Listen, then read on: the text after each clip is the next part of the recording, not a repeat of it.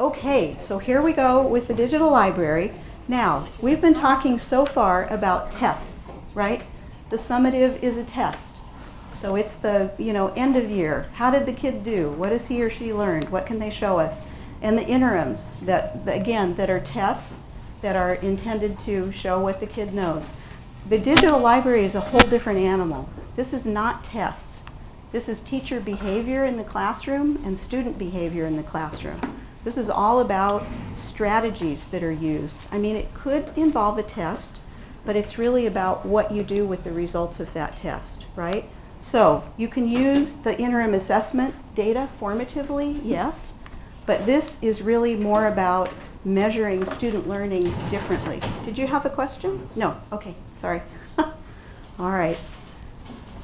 How many of you are involved in formative assessment work? I know you in the red jacket, you guys are, right?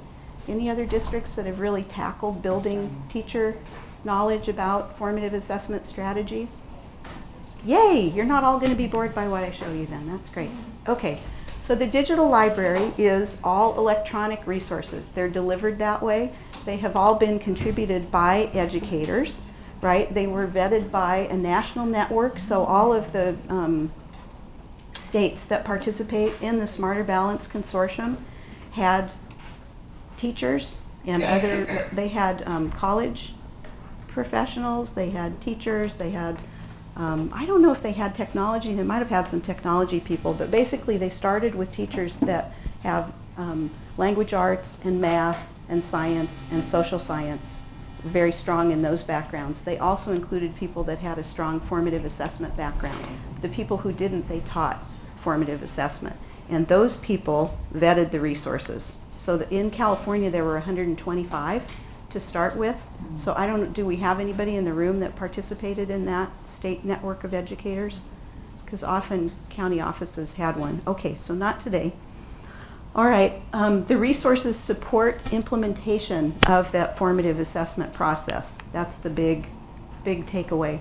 What it's not, a lot of people thought for a while that the digital library was going to be a bank of assessment items. Were any of you thinking that too? Yes? Okay, so it's not that. It will never be that. The interim assessment, that spot, if we get enough items long term, that's a more likely place that we'll be able to pull items from and create small tests, particularly at the high school level. They'll probably start there. But the digital library will never be that. It's also not a library for the general public. It's only available to K-12 teachers and educators, right? So district people, county people, and teachers.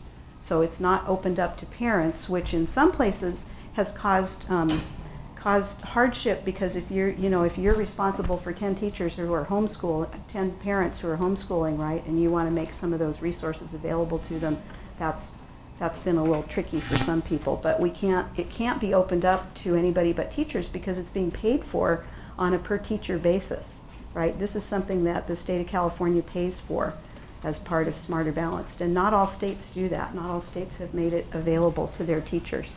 So the last thing is, it's not a site either where we can upload anything we want to it. Things that get uploaded still have to go through that vetting process.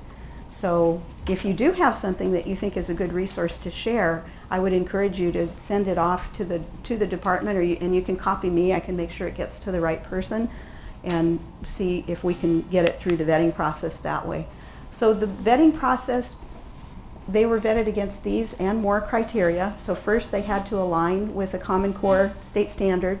They had to demonstrate high quality instruction, right? They were supposed to address learner differences and be engaging. Most important is the incorporation of formative assessment practice. This is the definition of formative assessment that pretty much was developed by the CCSO. It's the Chief Council of State School Officers. You know that group?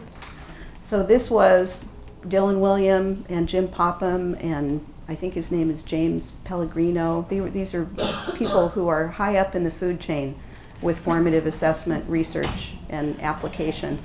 It took them 2 years to come up with a good definition that they could all agree on. And it's pretty much stuck. You'll see it with minor variations. So that's the one. So if you want to take a look at this. Formative assessment is a deliberate process, and that is emphasized because it really is a process of assessing kids as opposed to a test.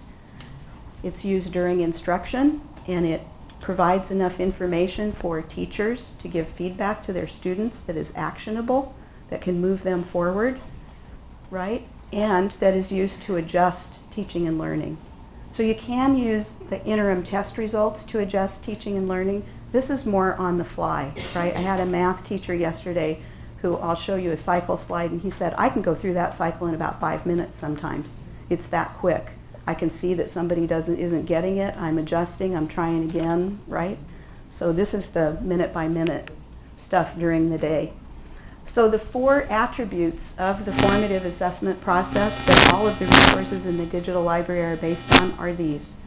So this is clarify intended learning, right? So this is all about what is the kid supposed to learn, right? What's the outcome that we're shooting for? So it's about learning goals. It's about designing success criteria.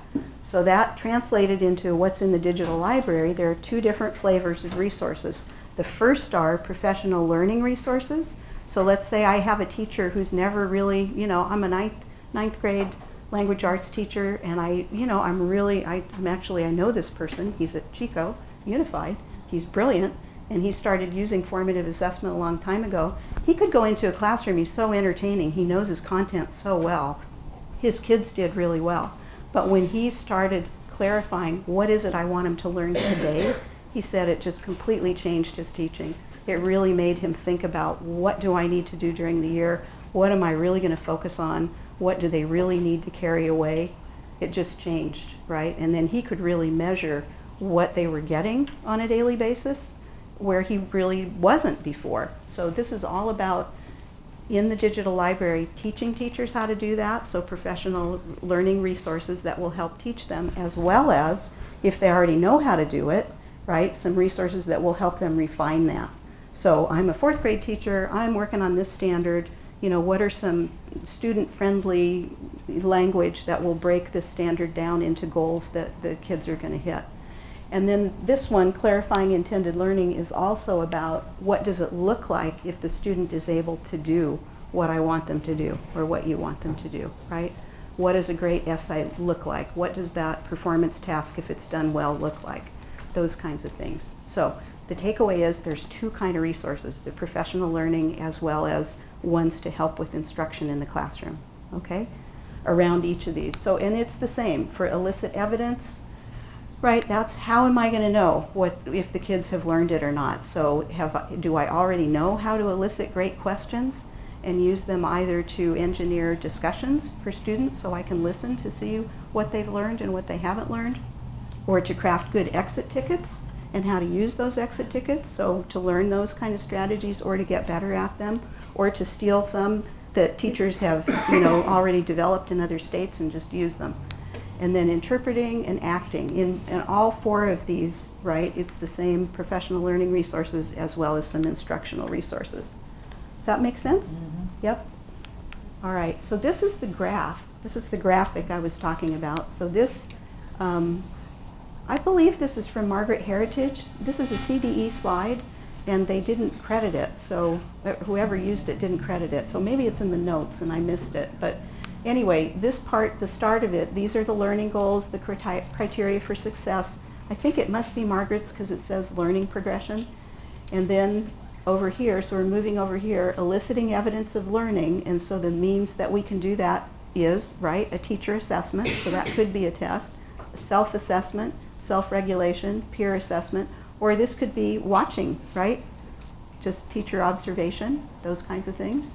Then, once we elicit it, interpreting the evidence, then identifying the gap between what is the learning goal, right, and what did the kid show me, and then providing feedback to the student about that. So this could either be peer providing feedback, or it could be the teacher providing feedback, or it's feedback, the teacher learning from watching kids, oh, I might want to hit that part of the lesson a little bit differently. So then adapting that teaching and learning and closing the gap. So how do you guys like this graphic? Can you give me a thumbs up or down? Because I'm kind of on the fence. including it. Okay, so, all right, I think it stays. 3 groups, I've gotten more than half thumbs up, so. Okay, I'm gonna play one of the, will you go to sleep if I play you a little bit of video from the digital library? Would that be okay? I would like to do that because I want to show you what these things look like.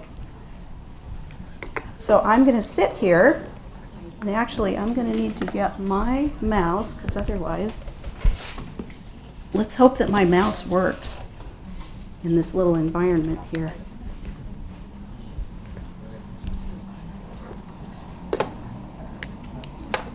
So now I have to take my glasses off to do this. So if you need my attention because I'm nearsighted, will you just wave frantically at me? Because otherwise I won't know. So I want to show you first the way that I often get into the Smarter Balanced Digital Library is to first go to the CASP.org website, and then you can click right here on the Smarter Balanced Digital Library button. And then if you're one of the lucky people whose logins work, you can log in.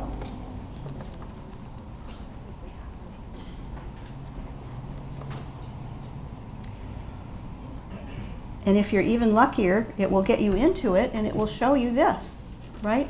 Honestly, the hardest part about the digital library, I'm going to talk about it while I'm showing you this thing, how it works. How many of you have been in and played with it? So you will be bored listening to the how it works. I'll just warn you that right now. The way it works is basically it's a ginormous search engine, right? It just has, right now, oh look, there's a new one since yesterday, 2,609 resources. There were 2007 when I started this week, when I left home. So it's a big search engine, and it comes up, it just gives you a list, gives you information about each of the resources that are in here. So it usually starts with what's called this grid view, and see this where it says list view off to the right? If I click on that, some people like the grid view. I like the list view because it doesn't give me quite as much information about each of them, but I can see more of them more quickly. So I like the list view. So I'm going to search now for assessment literacy modules. These were the ones that were developed by Smarter Balanced and that are intended to help you learn more about assessment literacy, and particularly formative assessment. So I'm clicking on this apply filters. Once I've selected that filter, now I only have 30 resources. Do you see that? So it's narrowed it down to just those modules that were created by Smarter Balanced. So I'm looking for one that says understanding formative assessment. It's not on the first page. So I'm going to click here on this show more resources. And I'm going to keep scrolling down. See what I get. There's components of effective feedback. See, there's a little, okay, so here we go.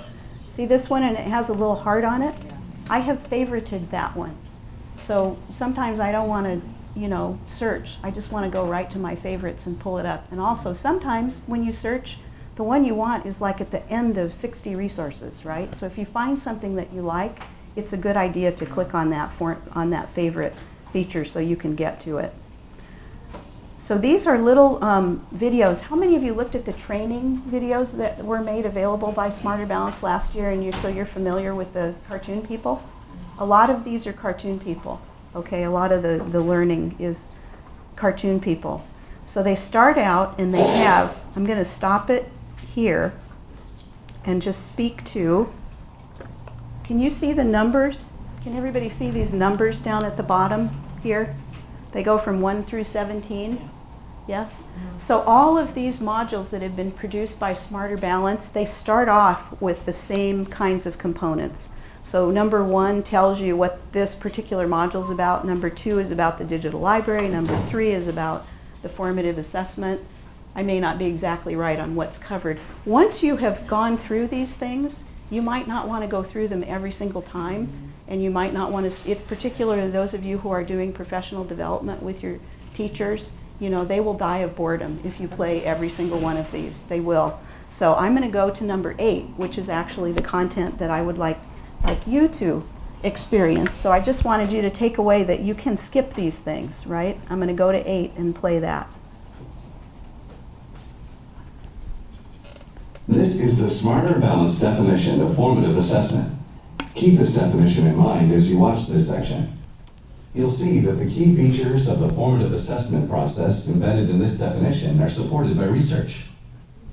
According to researchers Paul Black and Dylan William, formative assessment is a deliberate process. Opportunities for students to express their understanding should be deliberately designed into teaching in order to initiate interaction between students and teachers. It is through this interaction that formative assessment aids learning. Lorna Earle's work also supports the notion that formative assessment is a deliberate process.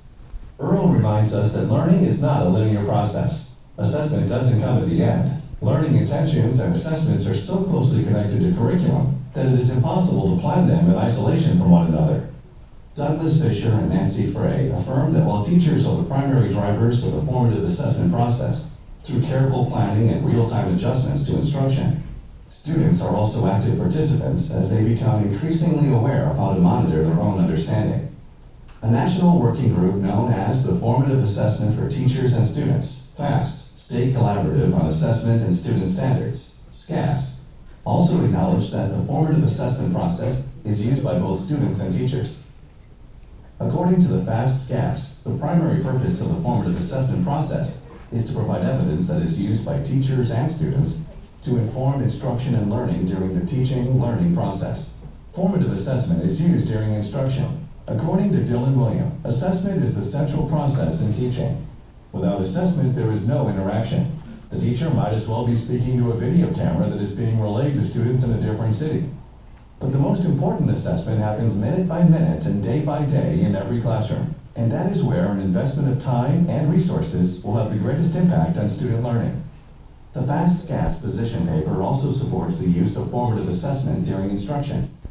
Formative assessment is not an adjunct to teaching, but rather integrated into instruction and learning, with teachers and students receiving frequent feedback. According to Susan Brookhart, formative assessment gives information to teachers and students about how students are doing relative to classroom learning goals. From the student's point of view, the formative assessment script reads like this: what knowledge or skills do I aim to develop? How close am I now? What do I need to do next? Feedback matches specific descriptions and suggestions with a particular student's work. It is just in time, just for me information, delivered when and where it can do the most good. Good feedback contains information that a student can use, which means that the student has to be able to hear and understand it. Brad Wiggins reminds us that evidence obtained through use of the formative assessment process must be used to provide actionable feedback.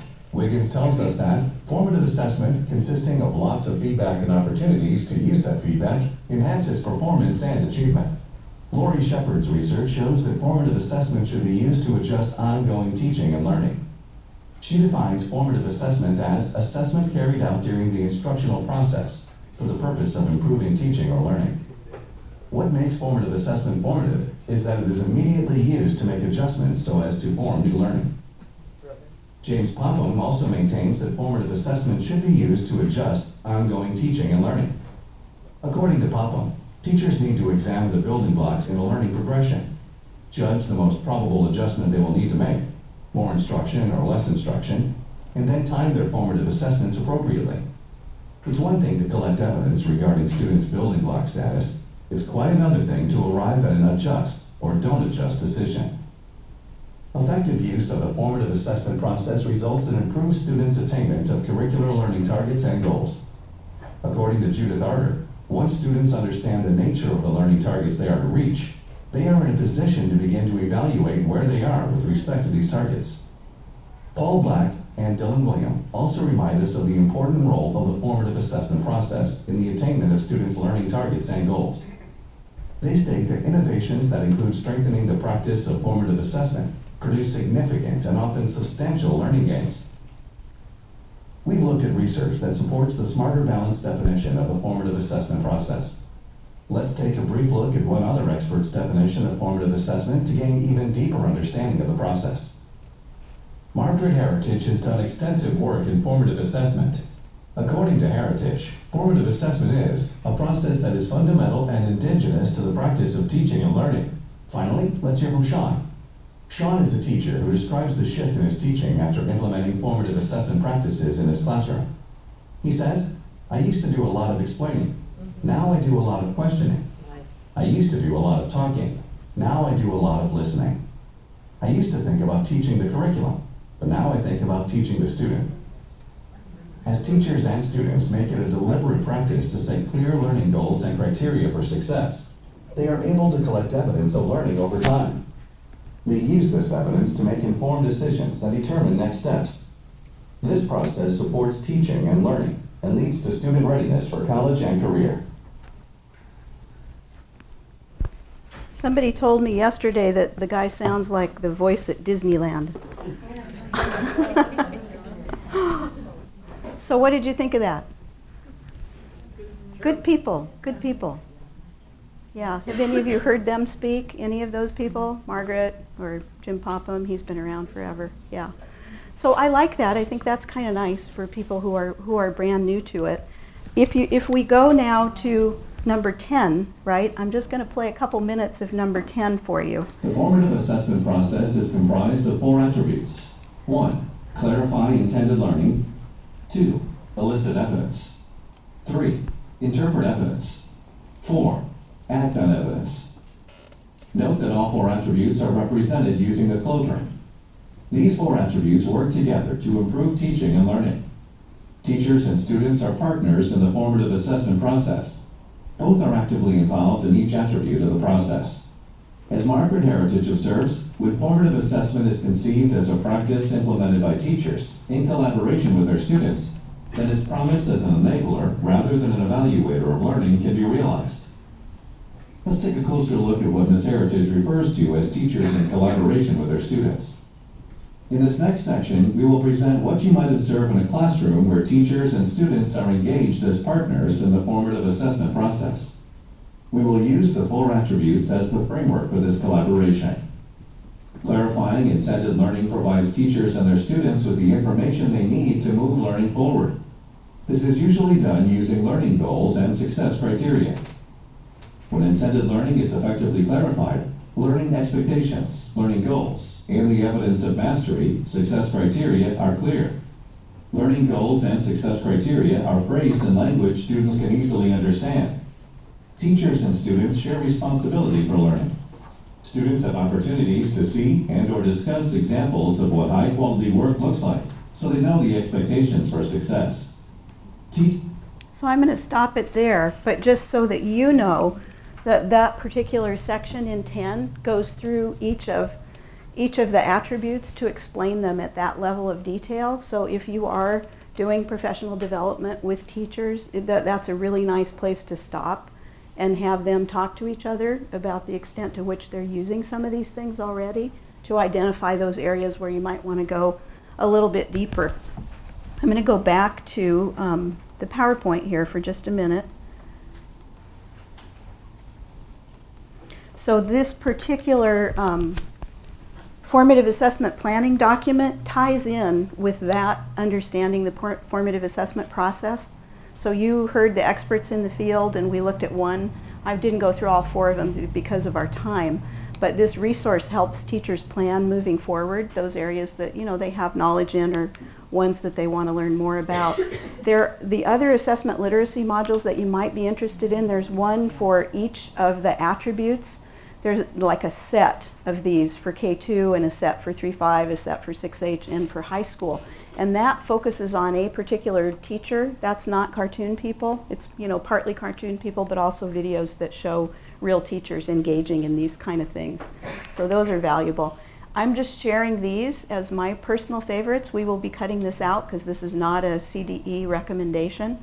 This is my personal favorites of books that can be useful for you, building up knowledge about this, because really one of the things we're trying to do is help improve teachers' use of formative assessment practices and strategies in the classroom.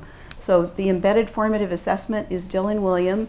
Formative assessment, making it happen in the classroom, is Margaret Heritage, and this advancing formative assessment was one of Susan Brookhart's first books. So those are kind of good intros to these things moving forward. All right, so I'm going to go back to the digital library for about 5 minutes, and then we'll let you loose. I'm going to show you 3 things in here as examples of the types of resources that you will find in the digital library. These These slides are just in here as placeholders so that you have them when you go back at the ranch. And these first three are the ones that I'm going to show you. So those are the names if you want to go back and see them. So back to Explorer. Back to, there we go. So I'm going to click now on this digital library resources. And I'm going to go just, well, let's see. I can search. Let me try. This is another way that you can find things in the digital library is by using this search field in the upper right-hand corner. So I'm looking for this one, and this is just amazing that it came up all by itself. This is, and I don't know whether this will play here. It hasn't been playing in all county offices. Do you block YouTube or? No. No. Okay, so let's give it a shot. Before I show it to you, I'll just share with you, when you click on any of the resources, it gives you a summary, right, of what it is, the subjects, the standards, the grade levels, the connection. You have a place to enter a review of the resource if you want to, right, if you love it or not, and then rate it.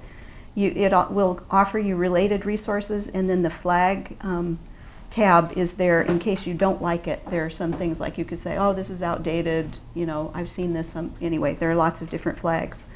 I like this particular resource because it's a really good example of a teacher-made resource. What you see in front of you is a thinking and learning strip. It is a long white piece of paper divided into equal sections. The first section is labeled My Thinking and Learning Strip, and the topic is listed. The student's name can be put at the bottom. I'm going to let you listen to that later if you want to, but the reason I'm showing it to you, this was submitted by a first grade teacher. She's showing how she's using these thinking and learning strips with a particular book for students to show the evidence of what they're learning from the book. And so she describes how the kids who are able to use words can. Her English learners are drawing pictures, so they're still showing what they understand about the text without necessarily needing to use language to do it. So it's a good example of a resource that was not made by a professional company, right? This is a first grade teacher who was videotaped by her colleague. It's at her dining room table. The video, you know, the visual is not very good. The glare off of her thinking strip at times, you can't even see the words that are there, but it doesn't matter because she does such a good job of describing it. So I'm just offering that as a teacher-made resource that is friendly for teachers in elementary. So let me go back to, where am I? I'm not going back. There we go. Okay. So now I'm going to go back to the digital library resources. And I'm just going to use my, well, let me see if I can pull this one up. Under subjects, if you notice, you can click this button that expands it. So I'm going to look for reading informational text. And then I'm going to look for an instructional resource. And then let's see, I'll go to 4th grade. I'll use all of those and apply the filter. And we'll see if the one I want to show you shows up or not. If it's not right at the beginning, I'll just go to my favorites and bring it up. But there is one right here. Aligning formative assessment with SBAC ELA Claim 1 assessment targets. So this one was made by the Center for Urban Education. And I would offer this is an example of a resource that has those, they have taken 2 standards, determine a theme of a story, drama, or poem, right? From details in the text, summarize the text, determine the main idea of a text, explain how it's supported by key details. They've broken out the skills, they've broken out the concepts for these 4th grade standards. They have the big idea, the essential questions. Are you seeing all the Marzano, right, et cetera? Rick Stiggins, how many of you remember Rick Stiggins in the, yeah. Classroom assessment for student learning. So here are the learning targets that they've determined in student-friendly language. They've got depth of knowledge and then how they're going to assess each of those learning targets. So for example, I can summarize a piece of literature in informational text, right? They're going to do the constructed response for it and a selected response, And also personal communication will be a part of it. So they're going to be talking to kids as part of this as well, or having them write. And then they offer the test that they've created, right? Now close your eyes because I'm going to make you car sick for a minute. I'm going to go down to the bottom. They've also put in here the student self-assessment, right? So having kids track their progress on these various standards. So do you see how that connects with the pieces of the formative assessment? Even though it's a test they've created, right, they've built in the student understanding of their learning goals, right? My guess is that they probably have some success criteria identified as well. Okay, and then I'm going to go and show you one other before we leave, and I want to give you a couple of tips about the searching process. The favorites list comes up with your picture if you add it, a little bit about yourself, and then down at the bottom, right, it will list all of the things that you have favorited.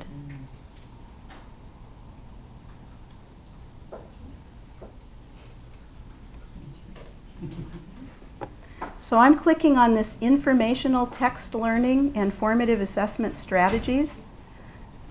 This is a resource that was developed by the state of Illinois. So now we had a teacher-friendly, right, teacher-developed resource, one that was developed by a professional company. This is one that's developed by the state of Illinois. And look away for a minute because I'm going to scroll past. They're thanking people for producing this as well as the table of contents. And I want to show you this. For each of these, under the reading informational text, they have this is a kindergarten standard with prompting and support, ask and answer questions about key details in a text. The first column has lesson suggestions, strategies, so think alouds, interactive story reading, modified reciprocal teaching. The right-hand column has formative assessment strategies that teachers might consider using in conjunction with those teaching strategies. So this, I think, is an example of a good resource that you could maybe use as part of the professional learning, bring it to a grade level team collaboration meeting and have them take a look at some of these lesson suggestions and assessment strategies. My point being, there are all kinds of different resources in here, right? You've got quick and dirty. I use these are great exit tickets to use in middle school for this particular kind of an activity. It's just, you can't categorize how many different types there are in here.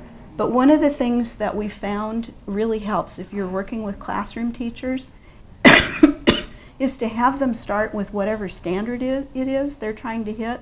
So maybe having them think about a lesson that they did that didn't go so well, or one that they're planning for the future, and have them go into this Common Core state standards and pick the standard, right, that they want to hit. Just select it.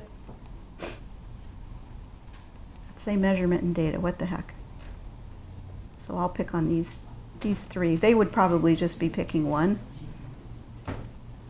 So see how this shows up under my filters here? And then they can also, if it's something that they want to use with students, I would ask them, click first on student. If not enough comes up, then they can also click on this teacher one, where the intended audience is the teacher. So I'll do both for right now and apply the filters. And that brings up one. There we go, posted with distinction for those particular things. But that will help them kind of focus on what it is that they're teaching. You're going to get anywhere from 30 to no resources that come back. It's very, I have to say the library is uneven. There was no effort really made to say, oh, we're going to put at least 10 resources in here for every, subgroup of standards. So it's really just what they're looking for. So that's important. There's help up here. If you have to teach people, there's some help. So that's worth talking about. You can sort by newest, most viewed, highest rated. You can also sort by posted with distinction only. Those are the ones that went through that approval process and got high marks from everybody who reviewed it. So those are kind of my tips about the digital library. Does anybody want to add anything that's been using it? Yes? So the question is, your favorites list, is that public or is You have the ones that I showed you are in the PowerPoint, and I do have some other favorites, and the problem is there's not, like, I can't send you a link. I can give you the names. I would be happy to, there's a couple others in there, but you're gonna find them pretty much. I mean, I'll show you. I'm happy to share them, but you'll develop your own favorites. It could be like Twitter where you follow someone's favorite. Oh, there you go. I should do a Twitter. I should definitely, why does it keep going to that? That's dumb. Can't put it in some forums. Could I do it in the forums? I think you can, in the forums you can only talk about whether you like it or not. I can't really like start a forum and then invite you to it. So that's why, you know, they say that there are collaboration tools built in, but those of us who are really using robust collaboration tools, they don't even come close to that. It's really more of a threaded conversation, the collaboration tools. Yes? So I noticed that for some of the modules and activities the students can go through, and they're doing it on the computer, but do they have their own account to access the digital library? No, I didn't hit, remember the digital library is not, yeah. I said this is not a learning management system. Okay. Maybe I didn't say that today. I might have missed that one. It's not a learning management system, so it doesn't keep track of where you've been, and so no, you can't like say I've got 10 teachers and I know that all of them have been through these modules and looked at it. Oh, Yeah. no, I meant, so for one of them I was looking at a Romeo and Juliet module in particular, and students were able, or there was a section where students can go in and actually go through the module and enter the I don't know. information in electronically. I don't So then know. I was wondering how they would have access to that. I have no idea. I would look at the if it's a resource that was submitted, I would look at the documentation around the resource. Okay. That sounds good. Yeah, sounds great. They're all different. I mean, it all depends on who developed it, you know. So some of them are quite technical, some of them are not. Some of them are just like that the first grade teacher. So I'm going to quit talking at you and let you play with this. So remember, where did I go to get here? Do you guys remember where I went to get here? I went to CASP, right? So let me, I went here, www.caspp.org. You guys, if you have anything to do with any of this, you be very aware of this website. And then I clicked on the Smarter Balanced Digital Library. Or you can go, right? Oh, I was going to talk to you about the problems with the digital library. Can I have you for 2 more minutes just to talk about that, these things, so that you know before you start? I apologize. What's happened with the digital library registration, there are 2 different forms that need to be submitted, and they have to be filled out completely accurately. You want your most anal retentive person to be doing this work, and I'm not exaggerating. It's really, really true. 90% of the problems that we've had with digital library registration has turned out to be the information that's in the columns is not quite right. And if it's not perfect, then none of them will work. So the first form is the institution registering those. I won't belabor that. The second one for the getting the teachers in, right? We've just had issues with, imagine my name is here as the district coordinator. So the state puts this one in, which means I can add new users, but it doesn't give me access to play with the digital library. I have to actually add myself as a digital library end user in order to get in and be able to see the digital library. So that's one issue that we've had. The second is, let's pretend, right, that Robin is a teacher at a school. So I would put Robin. It has to say DL_end user, has to have the CDS code for the school with both the county and the district numbers in front of it. It has to have the word institution here instead of, you'd think at level, if this is district for the district, that this would be school. It's not. It has to say institution. It's just like they're goofy. They're just, they are. There's no, so for your folks who are doing this work, if they're not aware of, this number was released about 3 weeks ago. CDE was providing support for the digital library, and that was 2 guys, Pete and Bruce. Pete took another job. Bruce is working on something else, so he went to half-time. So ETS stepped up to the plate and said, how about if we provide help for this digital library login stuff? And the CDE took them up on it. So now ETS has staffed people, and it's not an ETS product, but they're doing the help and they're being the go-between. So if you use this number, right, that's the best place to contact, either to get new forms. And I would also offer myself, if you're struggling, please let me know. I'll be happy to help as much as I can, okay? Alrighty, so. No, you don't get to think yet. Review page, where we go. There we go. So that's the other address that you can use, www.smarterbalancedlibrary.org. Sometimes you'll get, it won't let you in, right? You can try clearing your cache. You can try going to the CASP.org website, relaunching it again. You know, just your normal restart things. Okay?